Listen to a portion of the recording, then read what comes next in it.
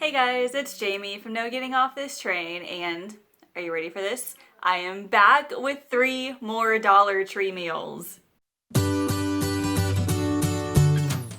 I cannot tell you how excited I am to be back with these Dollar Tree meal videos. I had been doing one a month for a few months. I think I have like 4 or 5 already out.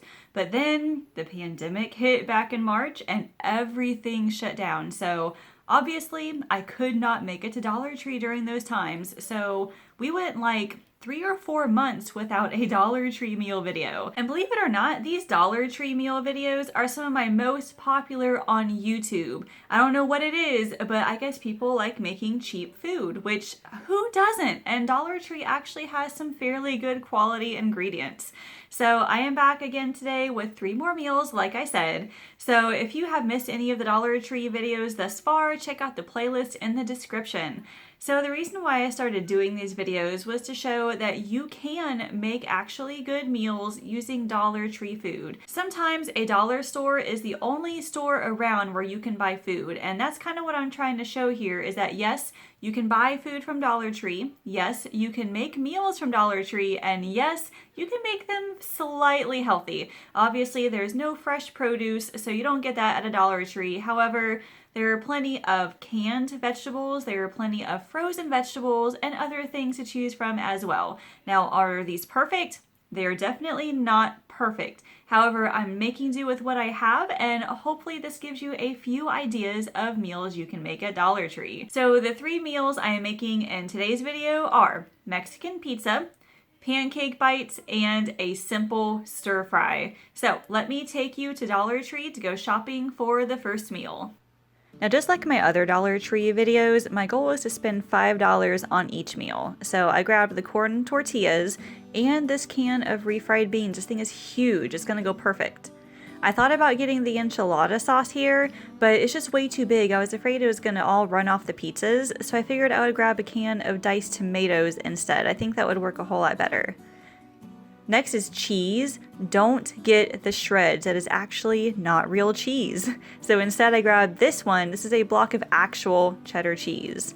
And then I wanted some sort of a side item, so I decided to grab a can of corn. So this is everything that's going into the meal. Let's go ahead and get started.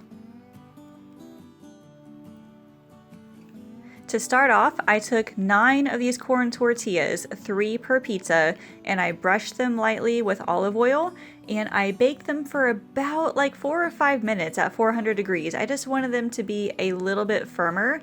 I'm so glad I did because it truly helped.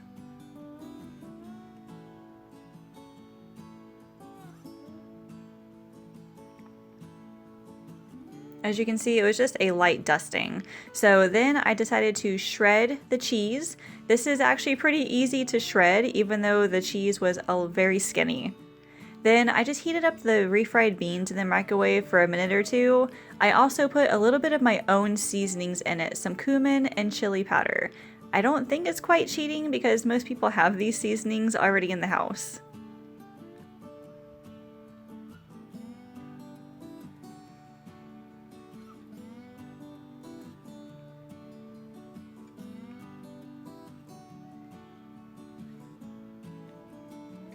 Alright, these tortillas are ready to go. They are actually nice and firm.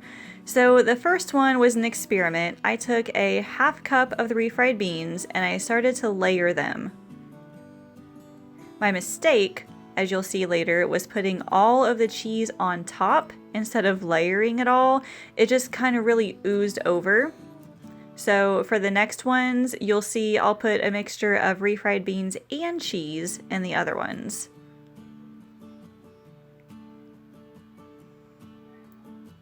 I also put the tomatoes only on the top, that way it wouldn't make the tortillas soggy. But like, look at all this cheese, it's gonna like pile all over.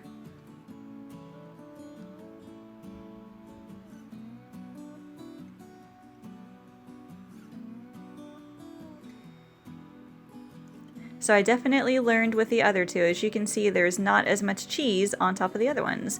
So I baked these for maybe 10 minutes. And as you can see, they are nice and bubbly.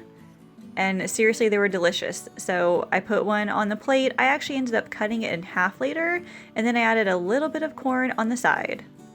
So honestly, that meal was a whole lot better than I expected. Yes, it is a very simple Mexican pizza. I probably would have added like ground turkey or something to it if I had had it, but by itself, really, it wasn't all that bad. It is definitely something I would make again. And I will say, definitely bake those corn tortillas in the oven for a few minutes before putting all the stuff on it, because it makes it that much crispier. And I had enough to make like 4, maybe even 5 of them. I still had a ton of diced tomatoes left over as well as corn tortillas. So definitely a good meal to make if you want leftovers. Thankfully, I knew pretty much exactly what I wanted with this. I started by grabbing a box of the pancake mix. If you wanted syrup as well, you could grab it, but I didn't think this recipe needed it. I knew I wanted chocolate chips, and luckily Dollar Tree has small bags of chocolate chips. I also went over to the freezer section and grabbed 2 of these packages of Jimmy Dean sausage links. These are actually really good. Each package serves 2, so that's why I grabbed 2 of them. And then I wanted some fruit, so I grabbed a bag of the frozen blueberries.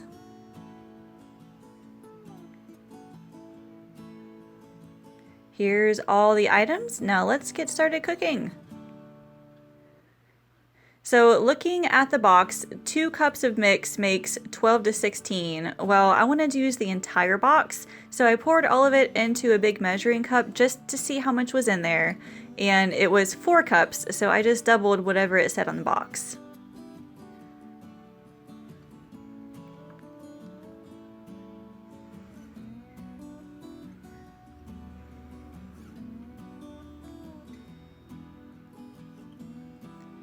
After I was done mixing, I sprayed some muffin tins with cooking spray, and then I poured the blueberries into the bowl because there are lots of stems in some of these bags. I wanted to make sure that we didn't get any in our muffins. I think that was the only one. So I started using a cookie scoop, but then ended up using a regular tablespoon instead for these. And as you can see, there's a ton of mix left, so I made some small ones and then some regular sized ones.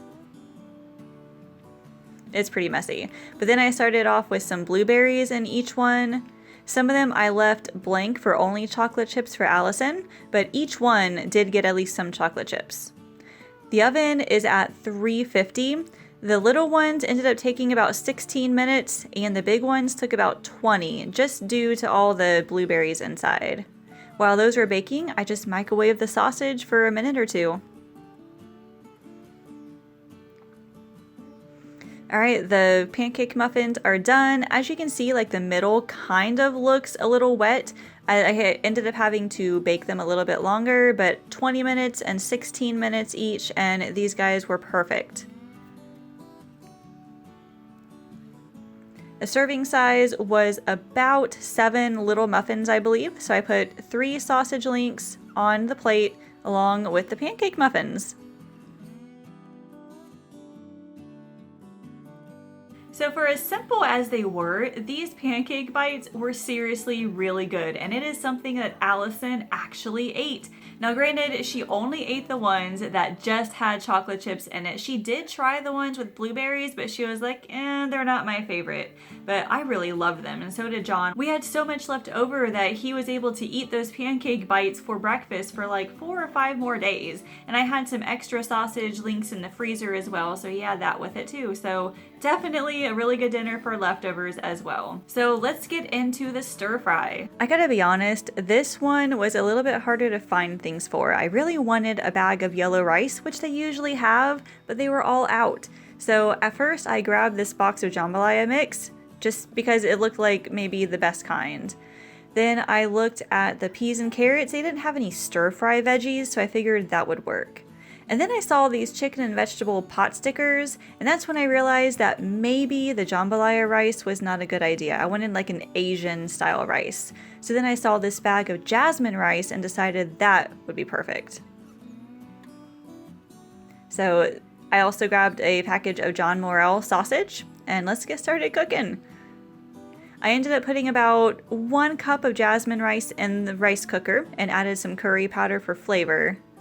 And then I set it to the white rice setting. And after about 30 minutes, it was completely done. I just put these into a Rubbermaid container and put it in the fridge for later.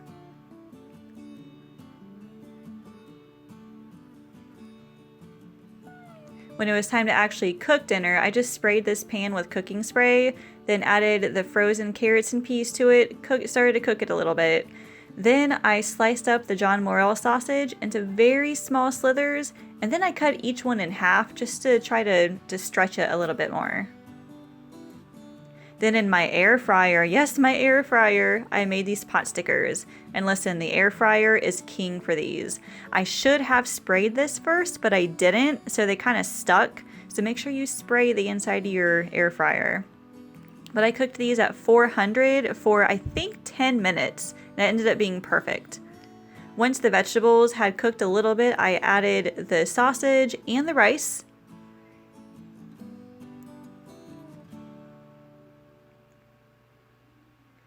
After stirring it a little bit, I added some pepper and some soy sauce, both of which I already had in the house.